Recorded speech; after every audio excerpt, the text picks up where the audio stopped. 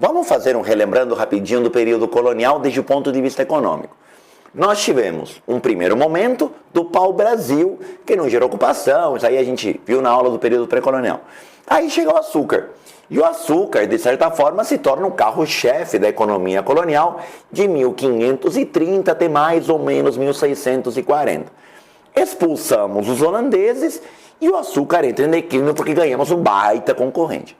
De 1640 até 1700 e pouco, o Brasil deixa de ter um carro-chefe de exportação. O Brasil barra Portugal, tudo bem?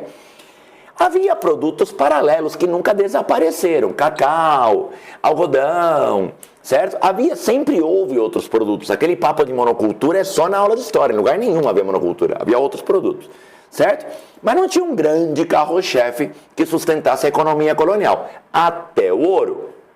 O ouro primeiro de forma particular, depois de forma oficial, entre 1705 e 1760, o ouro estava dando frutos para Portugal. Mas ouro não dá em plantinha, ouro acaba, certo? E o ouro, lá para 1780, lá perto da Inconfidência Mineira, já não era aquela maravilha toda, certo?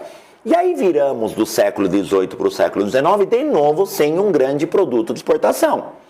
E chegamos no primeiro reinado, no primeiro momento do país independente, sem um grande produto de exportação. Então, de cara, nós temos uma questão aqui. Se a gente analisar a economia do primeiro reinado, precisa perceber que há 4 coisas acontecendo. Primeiro, há uma notória falta de exportações. Não existe um grande produto para sustentar a economia do Brasil. Não existe nenhum produto que vai ser o carro-chefe, até o café. Você está pensando, professor, cadê o café? O café logo depois. O café vai começar a despontar no período regencial e vai decolar real oficial no segundo reinado. Certo? Esse período ainda não tem um grande produto de exportação. Tá? Só que, além dessa questão, tem uma que na verdade eu deixei no ar no comecinho do primeiro vídeo e depois deixei para lá e eu tenho certeza que você esqueceu. O Brasil, até esse momento, não é independente. Sabe por quê? Porque até esse momento Portugal não reconheceu a independência. Já se passaram mais de 2 anos. Aliás, aquele rebosteio todo, rasga a Constituição, outorga a Constituição, galera pistola com a Constituição, quase foi pelo nada. Porque se Portugal vira e não reconhece a independência, tudo aquilo adiantou nada e o Brasil voltava a ser colônia portuguesa. Mas papai não quis bater no filho, Portugal não tinha a menor condição de recolonizar o Brasil, certo?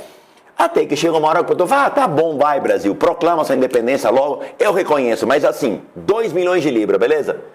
Ou seja, nesse cenário que já era para lá de trágico, ainda nós temos uma dívida pela independência, uma dívida de 2 milhões de libras, certo? Que obviamente não tem que ser nenhum PhD em economia para saber que o Brasil não tinha, certo? E agora, quem poderá nos ajudar? Sabe quem vai ser o Chapolin Colorado? A Inglaterra, óbvio.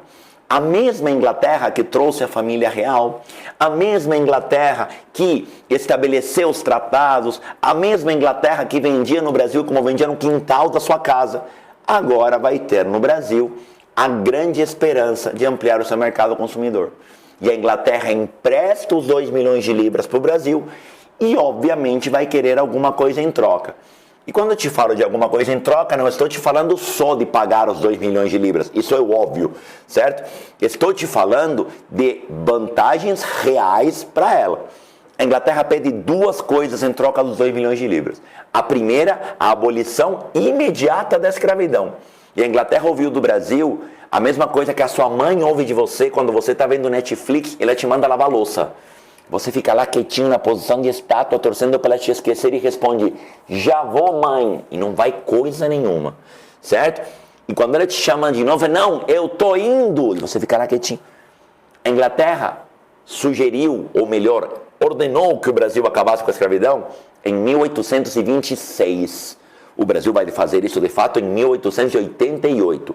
Eu sou de humanas, não sei fazer conta, mas passaram 62 anos até que o Brasil real obedeceu. Tudo bem? Esse não foi um pedido muito bem atendido, mas o outro foi uma exigência que não teve o que fazer. Sabe o que a Inglaterra pediu em troca dos 2 milhões de libras? Que aqueles tratados de 1810 fossem renovados por mais 15 anos. E isso promoveu, de novo, ou fortaleceu o atraso na industrialização. Se você não lembra disso direito, eu sugiro que você volte no vídeo do período joanino, que eu expliquei com mais detalhes esse atraso. Mas assim, bem rapidamente, como os produtos ingleses eram vendidos muito baratos por conta das taxas, não valia a pena produzir, porque o produto inglês era muito barato, certo? A Inglaterra impõe mais 15 anos de tratado. Até 1841, os tratados vão estar em vigor, certo? E se desgraça pouca é bobagem, Dom Pedro se envolve numa guerra chamada Guerra da Cisplatina. Eu acho que vai dar ruim. Vai, e vai com gosto. A Guerra da Cisplatina é a terceira guerra de independência do Uruguai. Uruguai, que tinha proclamado sua independência da Espanha em 1825, e continuou lutando porque o Brasil e a Argentina disputavam a sua hegemonia. Inclusive, se você lembrar também do período joanino, eu te contei que Dom João VI anexou aquele território a Portugal, certo? Quando o Uruguai proclama a independência em relação à Espanha, ainda não tinha se separado definitivamente de Portugal. Só que agora Portugal não está mais aqui. O que isso significa? Que esse território, tecnicamente, podia ser reivindicado pelo Brasil. Essa guerra da Cisplatina é uma guerra na qual o Uruguai vai se tornar independente do Brasil, certo? Então, essa guerra da Cisplatina era uma guerra que tinha como grande alvo o Uruguai. O Uruguai no auge da sua luta pela independência. E aí você vai me perguntar, prof, o que o Uruguai tem de tão legal assim para Dom Pedro se meter nessa guerra? O Uruguai exporta duas coisas, vaca e professor de história, certo? Falando sério, o Uruguai não tem nada de produtos naturais, nada de recursos minerais. O Uruguai não é um grande território, nem tem muita gente, mas tem uma coisa que todo mundo quer no Uruguai, que se chama porto. O porto de Montevidéu e principalmente a entrada do Rio da Prata para a Colônia do Sacramento, que já tinha dado paus monumentais entre Espanha e Portugal no século XVIII, fizeram com que o Uruguai fosse disputado por muito tempo. E vou te dar um spoiler, no segundo reinado isso vai continuar dando problema, tudo bem? Por isso que Dom Pedro não queria essa independência do Uruguai. Só que tem um detalhe, o Dom Pedro está gastando um dinheiro que não tem para se meter numa guerra que não tinha nada a ver com ele, com o agravante que ele vai lá e perde a guerra. Então, essa guerra produz gastos militares e causa uma estrepitosa derrota. Você imagina a imagem de Dom Pedro perante o país? Ele se mete numa guerra retardada contra um país desse tamanho, gasta o dinheiro que não tem e perde. Galera ficou pistolaça com Dom Pedro, que já estava longe de ser amado. Lembra que você já vem tendo manifestações contra o imperador por conta do autoritarismo e por conta do elitismo da Constituição. E ainda havia um pânico. Eu te falei do reconhecimento da independência. E o reconhecimento da independência resolveu metade do problema, porque a outra metade ainda não foi resolvida. Ainda havia um elo entre Brasil e Portugal que se chamava Dom Pedro I. E em 1826 ocorre um fato que aparentemente não tem nada a ver com o Brasil. E na prática tem tudo a ver com o Brasil. Que é a morte de Dom João VI. Dom João VI morreu, e ele morreu de morte morrida, ninguém ajudou ele a morrer, não teve nenhum assassinato, homicídio, revolução, nem nada. Mas a morte de Dom João VI acelerou uma questão que já vinha deixando todo mundo de cabelo em pé aqui no Brasil. Lembra que eu te falei? Se Dom João VI morresse, o seu sucessor se chamava Dom Pedro, que em Portugal seria Dom Pedro IV. E a morte de Dom João VI gerou uma disputa sucessória em Portugal. Na verdade, não foi só a disputa sucessória. Causou um rebuliço no Brasil, porque a galera ficou de cabelo em pé. E se Dom Pedro decidisse voltar para Portugal? Se Dom Pedro me assume o trono de Portugal, a nossa independência acabou de acabar. Se Dom Pedro volta para Portugal, Dom Pedro se torna simultaneamente rei de Portugal, Dom Pedro IV, rei do Brasil, Dom Pedro I. Ou seja, não tem mais independência. Dom Pedro tenta afastar toda e qualquer suspeita de tentativa de recolonização, abrindo mão do trono de Portugal em favor da sua filha, chamada Maria. Só que ele não esperava que aparecesse na história uma pessoa chamada Dom Miguel. Who is Dom Miguel? O irmão mais novo de Dom Pedro. O irmão mais novo de Dom Pedro, quando soube que a Maria, filha de Dom Pedro, assumiria o trono de Portugal, se apaixonou perdidamente pela Maria. Fala, prof, você está dizendo que o tio queria pegar a sobrinha? Momento casos de família. Miguel quer pegar Maria. Miguel, irmão de Dom Pedro, Maria, filha de Dom Pedro. O que obviamente cheirou mal para todo mundo, inclusive principalmente para Dom Pedro. Porque é óbvio que o Miguel não queria Maria. É óbvio que o Miguel queria de fato Portugal.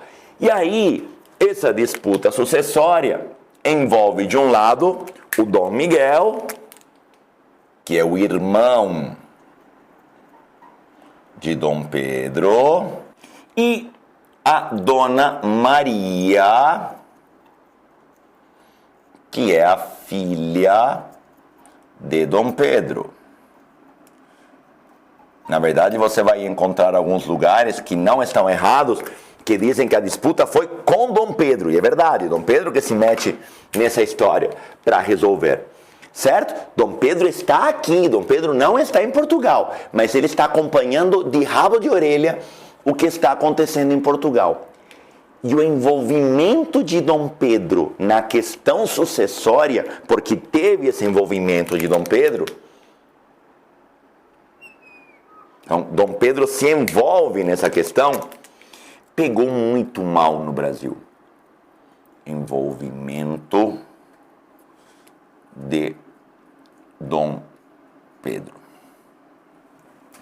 Vamos lá. Vamos tentar separar aqui o que é política do que é gente. Se fosse minha filha, eu também ia me envolver.